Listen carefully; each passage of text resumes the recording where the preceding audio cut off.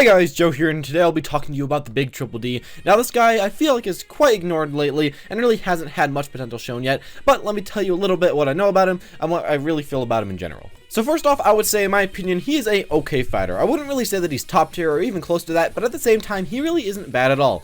He's really a well-rounded fighter with many strengths and many big weaknesses. Like a lot of the others, I really do consider mid-tier. But with that said, let's go a little bit more to detail. Of course, there are a lot of main benefits that DDD does have going in his way. The first one being that he is heavy, meaning that it takes him a long time for him to die. Also, he does have a huge range, so he can really outspace a lot of his foes. I mean, some people can outspace him, but the majority of the cast he can outspace, especially if you do, play DDD correctly. He can also create okay-ish walls with his side B and his tilts. They aren't the best walls in the game, but they're pretty darn strong, and they can beat a lot of other characters. Other than that, he does also have one of the best recoveries in the game. Whilst being heavy, it goes very far, very high, but certain characters can gimp it, so it's a bit of a problem there.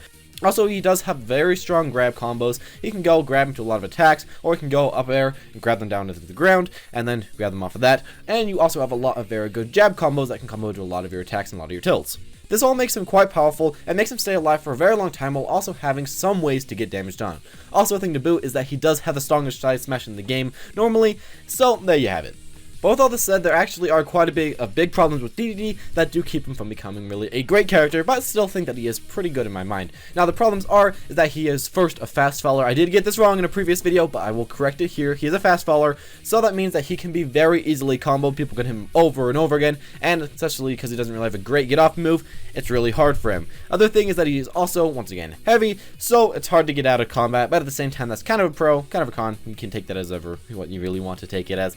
The next thing is that he can actually be edge guarded quite easily by just certain attacks in particular. Like a flood can do very well versus him. A lot of just weird certain attacks can do very well versus him. And at the same time, you can kind of just keep hitting him over and over and over again. Only certain characters can edge guard him, but the ones that can really do it very easily, and it really makes DDD not really have a good recovery anymore, which is kind of weird. The final thing is that in general, his attacks are really outsped by a lot of other people. They come out faster, they have a lot less end lag. DDD just has a lot of lag on most of his attacks, and it really gives him a really big problem while trying to play him well. Now with all this together, I'd say this does create a game state where you do have a valuable choice, viable options, but you have a lot less viable options than most of your enemies. A lot of times they'll have a lot more moves that they can use than you, and that does become a problem. But the stats, aka your weight and recovery, in general are better than most other characters. This allows you to often pick a bad choice and be forgiven a little bit more for the mistakes more often. But it also makes it harder to choose the right thing in the right situation, because often you don't really have the right option for the situation, or you may not have a good option at all for a situation. For me, DDD is one that has to be played by someone who can read the opponent's movement and react quite well accordingly. You have to be able to space very well, you have to be able to choose your moves very well, and you have to straight up guess a lot of the times or read the opponent to have a lot of success with him. He really isn't hard to play per se mechanically, but I'd say that a lot of his play is just mental and trying to make sure that you pick the right choice at the right time, and it can become a very big challenge, especially when this is mixed with his pretty abysmal frame data on most of his moves. The thing is that if you can read really well, if you can space well, and if you can choose moves correctly, then you'll be rewarded greatly with this character. Thank you guys for watching. I hope you did enjoy the video. If you did enjoy the video, make sure to smack that like button. Let's try to get a ton of likes in this video if you did enjoy it. Also, comment down below who you want for next week. I saw a lot of people wanting DDD, so here's your DDD.